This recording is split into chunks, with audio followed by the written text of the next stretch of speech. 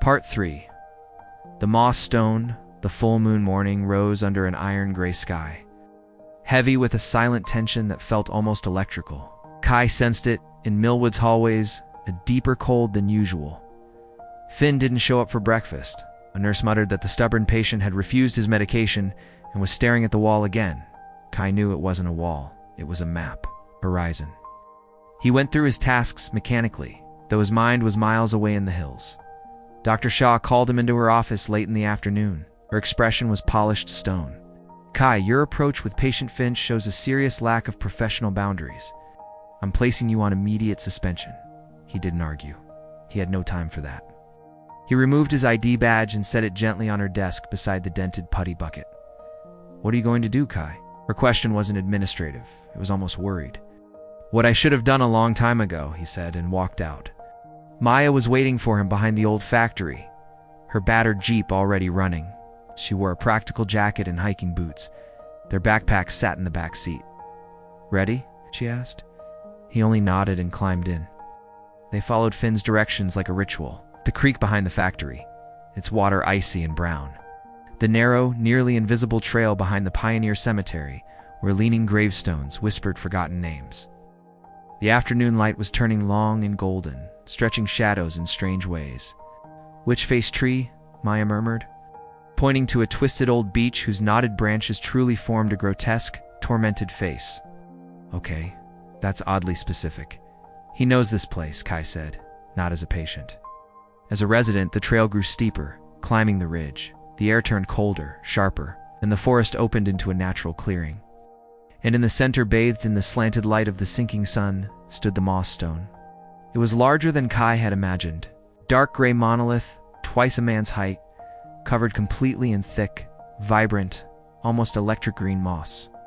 It seemed to pulse with its own quiet life. Ancient, impossible, but undeniably real. And leaning against it, standing perfectly still as though he were part of the rock itself, was Finn. He wore no hospital robe. Instead, a worn military coat, muddy boots, and absurdly a crown of intertwined branches and dried leaves resting on his gray hair. In his hands he held a gnarled wooden staff like a scepter. When he turned toward them, his eyes held none of Millwood's fog. They were sharp, lucid, and fiercely serious. Zachary, he said, his voice echoing faintly in the clearing. You brought a guardian, wise. The lackeys fear purity. Maya froze, mouth slightly open, but recovered quickly. Finn, I'm Maya, Kai's friend. Finn dipped his head in a courtly, regal gesture. Welcome to the frontier, Lady Maya. Then he looked at Kai. Did you bring the weapons? Kai opened his backpack and pulled out the tin canteen and the bottle of amber liquid. Sugar water. A genuine, almost youthful grin lit Finn's weathered face. The nectar of discord. Excellent. He pointed his staff toward a narrow path vanishing behind the moss stone. The way is there. The first step is the hardest. The stone doesn't like unbelievers passing through. Kai stared at the dark crevice beside the rock. It looked like it led only 2 more stone. Trust it, boy. Finn's voice softened. Breathe deep. Think of the brightest thing you've ever seen, Kai thought. And it wasn't graduation. It wasn't an award. It was his father before the fogs, smiling by firelight as he read a rough draft aloud. A moment of pure, simple connection. Warm and golden. Kai stepped into the crevice, and the world changed. There was no flash of magic. It was subtler shift in air pressure, a deeper scent of wet earth and pine. The light filtering between slabs of stone gleamed richer, more golden. And when Kai squeezed through the last narrow passage, the sight that opened before him made his heart pound. A valley. Not a fairy tale valley with unicorns. Something harsher, grander, breathtaking. The forest was denser, the trees taller and twisted into majestic ancient shapes. A river curled far below, its bends impossibly serpentine, like the neck of some great creature. In the air, tiny specks of light fireflies, or maybe something else drifted like dusted diamonds in the low sun. Never was Finn breathed behind him, his voice thick with emotion. He stepped past Kai, eyes drinking the view like a man who had crossed a desert. Feel the air. Listen. Kai listened. Beyond the wind and the leaves, there was a faint musical hum, as if the trees were humming softly. And the distant river didn't murmur, it chuckled, low and continuous, like laughter. Maya squeezed through behind them, breathless. "Oh my God," she whispered, part scientist, part child. "The bioluminescence, the growth pattern of these trees. This is real," Finn finished triumphantly. "As real as pain or memory. Come." He led them down a path only he seemed able to see. The cabin wasn't a castle. It was a rugged structure of wood logs, river stones, and a thatched roof tucked into a cliffside. It was the castle, a neatly kept garden, perfect stack of firewood. Intricate carvings on the door frame symbols, matching those in the journal. Inside, quickly, Finn ordered, his joy giving way to vigilance. "They'll sense us." Inside, the cabin was spare but not poor. Shelves of seed jars, well-kept tools, a stone fireplace, and drawings, hundreds of them charcoal and chalk, sketches of the valley, creatures, battles, and Dylan Ross's smiling face among the trees.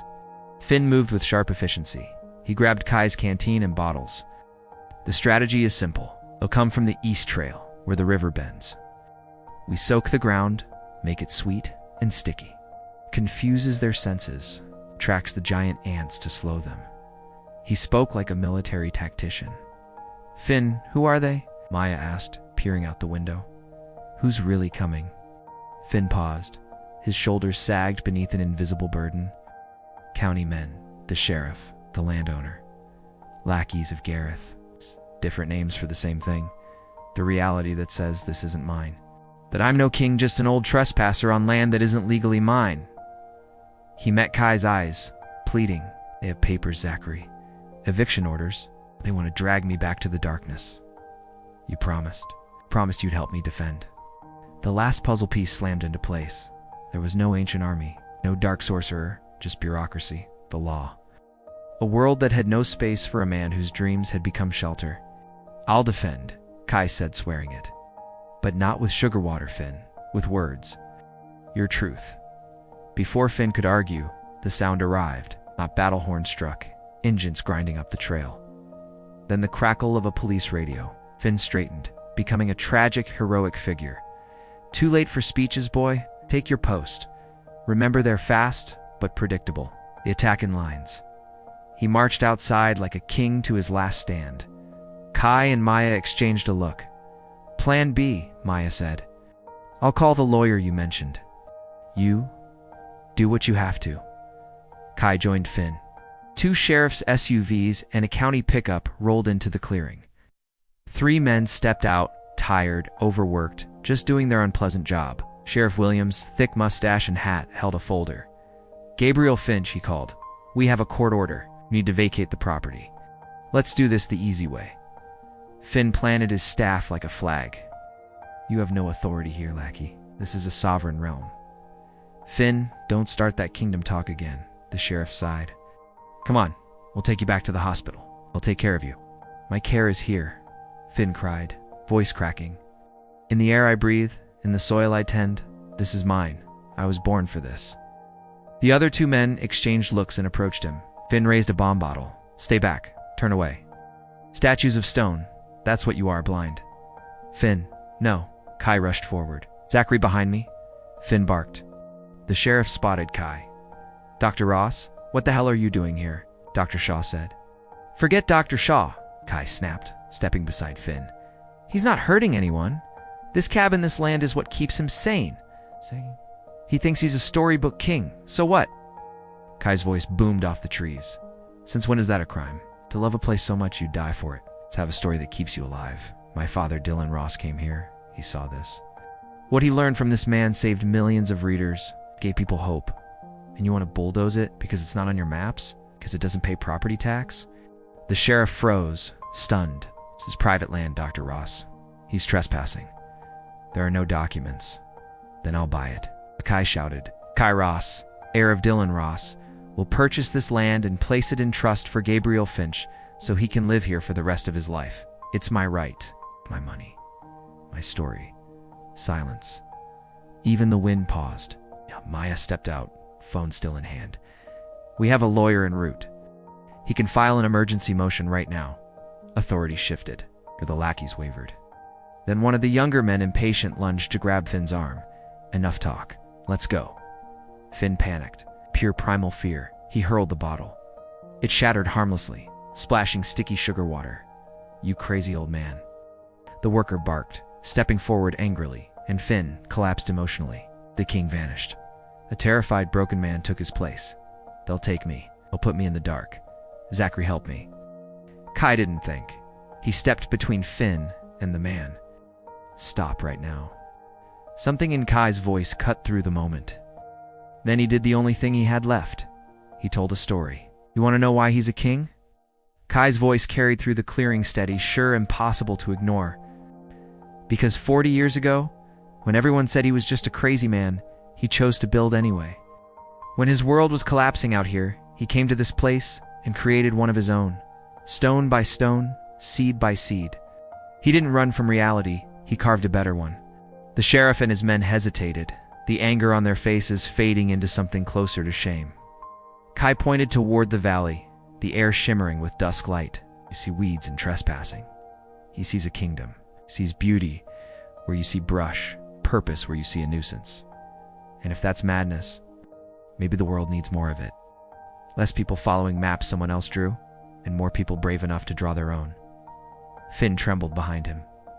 Zachary, the hero's speech. Kai turned, and despite everything, fear, chaos, danger, there was a spark of shared humor between them. He faced the officers again, but when he spoke this time, it wasn't his voice alone. It was the voice of the story itself. My name is Zachary the Small. I crossed the moss stone to free the king from his dungeon. To you, lackeys of the void, I say this. This castle has already been defended. Its land has already been blessed. And its guardian is no old man, but a king who never surrendered. So lower your paper weapons and leave. For here the only law that stands is the law of perseverance. It was absurd. It was theatrical, and yet hit with the weight of pure truth. The younger man looked down, ashamed. The sheriff let out a long breath and closed his folder with a soft snap. Dr. Ross, Kai, he said, voice tired, almost defeated. Is that lawyer really coming? In an hour, Maya answered, stepping closer.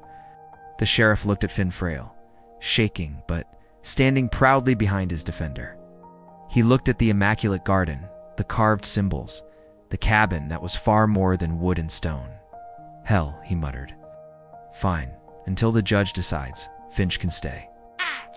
But no more bombs. And you, Dr. Rosgit, this straightened out in court. I don't want to come back here. They left, engines growling down the trail until only the wind remained. Finn stood motionless for a long time. Then his staff slipped from his hands, thudding softly against the ground. His shoulders shook. Kai thought he was crying, but when he touched Finn's arm, he realized it wasn't grief. It was relief so deep it nearly hurt. They're gone, Finn whispered, stunned. You made them leave. With a story. You taught me how, Kai replied, his own voice tight with emotion. Finn straightened slowly and looked at him. For the first time, he didn't see Zachary the character. He saw Kairos the man. Thank you, Finn said. A small phrase, but monumental. That night, they lit a fire in the cabin. Maya showed Finn her leaf samples, and he gave each one a Never's name. Terra Fairy, Windcloak, and others that made no scientific sense, yet felt perfectly right. Kai called his mother. For once, he didn't talk about loss. He talked about life, about a man who had kept a part of Dylan Ross alive when no one else could, she cried, but with a different kind of tears. At dawn, when they were preparing to leave, Finn took Kai's hand at the threshold. No. Will you come back? To visit? It gets lonely sometimes. Kai looked at the valley bathed in first light. He saw the beauty his father had seen. The beauty pain and imagination can build together. Of course I'll come back, Finn. You're a good man, a very good king. Finn smiled a peaceful, full smile. You're a good man too, Kairos extraordinary. The walk back through the moss stone felt different this time. The world outside didn't seem dull or gray, just separate. Kai carried a piece of Neverwas inside him now. On the road, Maya glanced at him. So, what now? No, Kai said, watching the sun rise over Millwood. I go back. I do my job. but in a different way. He didn't return to traditional psychiatry. Instead, using the inheritance tied to Neverwaz, he purchased Finn's land and founded the Neverwaz Foundation, a hybrid assisted living home and narrative therapy center where patients' inner kingdoms were honored, not erased. Finn, of course, became its first permanent resident and royal advisor. And on some nights, when the moon is full, Kai and Maya hike back to the Moss Stone. They sit quietly under the stars. Sometimes Kai swears he sees points of light dancing in the valley below and hears faint laughter drifting from the river. He never saw himself as just a caretaker again. He was a border warden, now guarding that thin line between reality and dream, protecting people from being pulled too far into either side, ensuring every person had the right to exist as they were, whether kings, knights, or simply people brave enough to write their own ending. In the end, the prophecy wasn't about a boy rescuing a king. It was about a man finding his own story and, by doing so, giving another man the right to live inside his. That, Kai realized, was a kind of magic that required no spells. It's only courage, a bit of sugar water, and the willingness to say, against all odds, once upon a time, and still, the end. If you enjoyed it, subscribe to the channel and receive more videos like this. Thank you so much for watching until the end.